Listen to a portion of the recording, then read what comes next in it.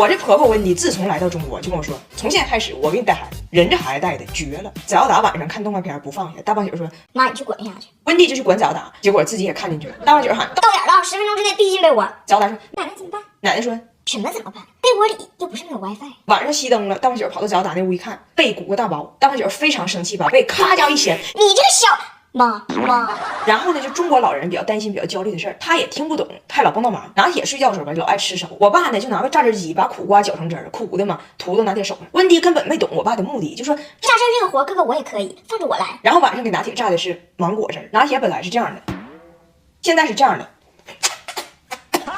我爸都懵了，就这么大点孩子这么爱吃苦呢？然后晚上偷摸过来稽查拿铁好几回，温迪就不理解，你干啥呢？人孩子都睡觉了。我爸说我来稽查是因为他有这个恶习，他这个恶习必须改。温迪说什么恶习呀？我爸说吃手啊。温迪说哎呀妈，我寻思多大事儿呢？他不就吃手吗？你不是吃蚊香呢？你不是吃蚊香呢？干啥稽查人家？我爸说那孩子第二天手啊都泡出褶子来了，那不行。温迪说哎呀妈呀！你们东北老头一去澡堂一泡2、3个小时，出来那家脚丫都是棱子，铺地上都能减速带，按减速带，你闹个人家有褶子。哥哥你要放松，小孩睡觉非醒勿扰，小孩吃饭非饿不长，你若心大，各自安好。出去吃饭那更有意思，拿铁不是哄睡觉费劲吗？我这边拿手机放音乐放催眠曲，手机都快烧着了，人搁那叨叨咕咕就不睡。温迪说那就不要逼他睡了，起来嗨，走一起去烧烤店嗨。温迪到了烧烤店，1秒钟进入 party 模式，给俩孩子一人发1坨面条1块玉米，自己就跟我爸喝上了。我爸跟他聊中国美食，聊了半小时，铁岭的还没聊完呢。我爸说那你也聊一聊这个加拿大美食。温迪说我先干为敬。我爸跟他聊中国古诗词，聊半小时，李白还没聊完呢。说那温迪你也聊一聊这个加拿大古典文学。温迪我先干为敬。我说爸呀，你聊点加拿大有的，你净整这个他插不上话的文化遗产，咔咔干，一会儿把这都喝成遗址了都，遗址了都。那俩孩子陪到12点半呢。我爸说杯中酒啊，喝完温迪就给续上。我爸说这个杯中酒啊，喝完温迪又给续上。温迪续完看向大家，大胖姐说没毛病，杯中酒就是杯中要酒，没毛病。早达说奶奶，杯中酒就是白白的意思。拿铁说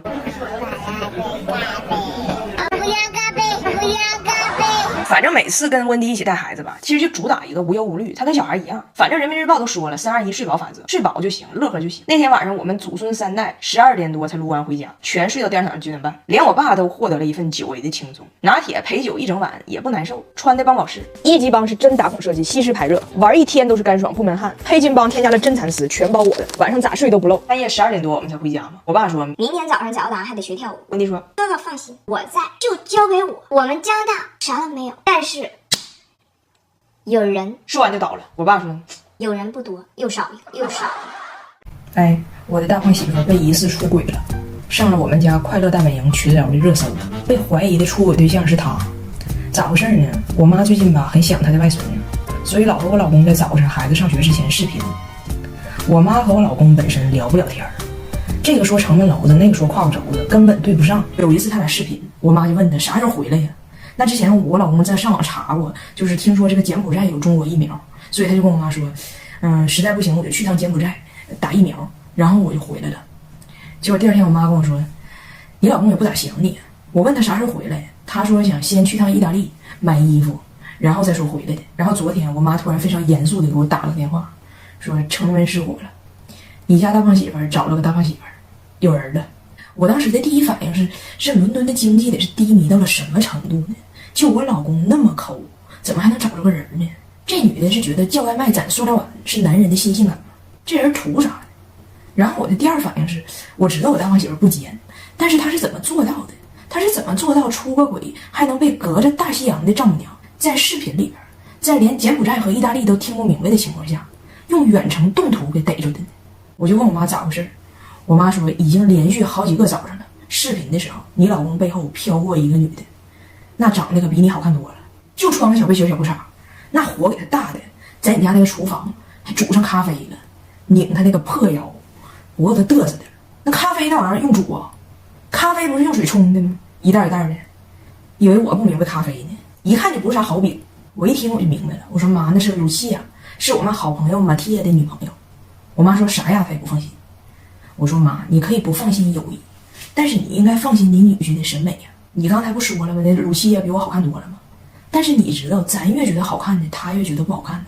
当年他第一次来，你忘了吗？在饭店当着大伙面非说我长得比刘亦菲好看，服务员听着差点气死。他审美跟咱正好是反的，你忘了吗？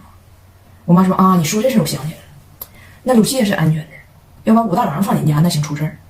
露西呀，大美人，这么一个大美人就一个苦恼，就是老整大红包，每次长都搁这地方长。完我要录他，他还不长了。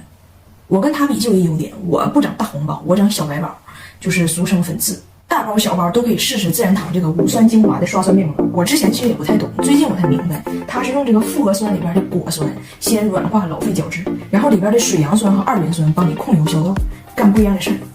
而且问题是吧，酸这个东西它太强了，容易给皮肤给整薄了，太敏感，而且不懂得刷酸的孩子容易一下子整大发劲儿，整太多。但是酸太弱吧还没效果，白整。自然堂这个面膜酸性适中，这样呢就不会刺激皮肤导致爆肥爆痘。而且它是这样式的面膜，就是量都已经给你控制好了，省得你是一个粉刷匠得刷大发劲儿了。我这个人小心眼儿，我总希望长得好看的人都长大包，但是毕竟我跟他确实挺好的，我也可以考虑寄给他就好。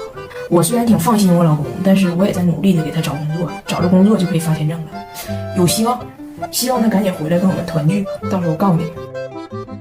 张大铁假期回铁岭不到3天，变成熊孩子了。我妈惯的，我一点招没有，但是大胖媳妇有。这父母吧，你天天按照你定的规则、你的原则去教育孩子，好不容易坚持一段时间，孩子有些好习惯了，一碰着隔代老人，立马就废。我跟你们说哈，只要他正常情况下，根本不会轻易因为张大铁管他要什么东西就生张大铁的气。只要我跟他爸能主持公道，如果是张大铁无理要求，我们就告张大铁别欠灯，张大铁就老实了，翟耀达也就不会跟他计较。孩子就想要一个公道，翟耀达和张大铁一起吃饭，人翟耀达先吃完了，看动画片呢，张大铁这边没吃完呢，看他姐看动画片，非管他姐要手机，他要看。但是我妈呢就会说，那你就给弟弟呗，他比你小，那你能跟比你小的生气吗？对不？他懂个啥？那翟耀达就会非常生气，张大铁也会变得更加猖獗。我一直在想怎么跟我妈沟通这个事儿呢。第2天家宴的时候，大胖媳妇跟我说，我要给咱妈上一课。大胖媳妇起身了，开始跟着这个转桌跑，追锅包肉，锅包肉跑，他也跑，夹走半盘。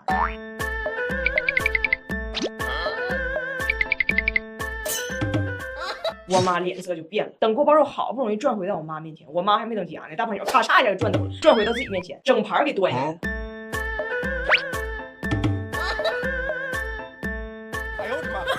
我妈说你能有点礼貌不？大胖媳妇说，我比你小，你能跟比你小的人生气吗？我懂个啥？我懂个啥？孩子们跟我妈去花鸟鱼市场，我们都跟孩子说好了，一人只能选一样东西。张大铁到那就忘了，啥都想要。我们说不能这么浪费钱。我妈说，买，姥姥挣钱干啥的？姥乐意给你花，买大宝你就记住，姥姥所有的东西，所有的财产，早晚都是你的。大胖媳妇说，就算早晚都是他的，但是现在是中午，现在是中午。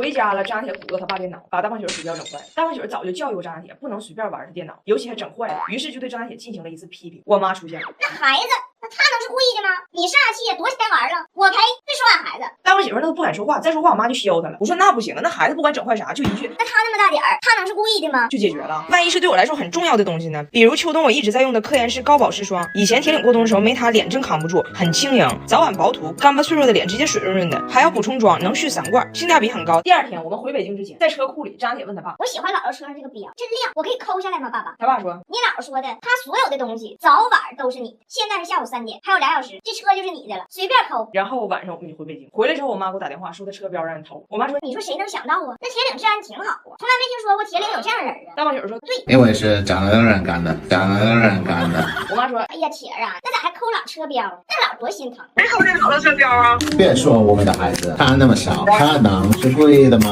多少钱玩了？我赔，我赔。但是啊，当天实际的情况是这样。你别抠了，我不用他口水，他非要抠，跟我没关系啊，没关系啊。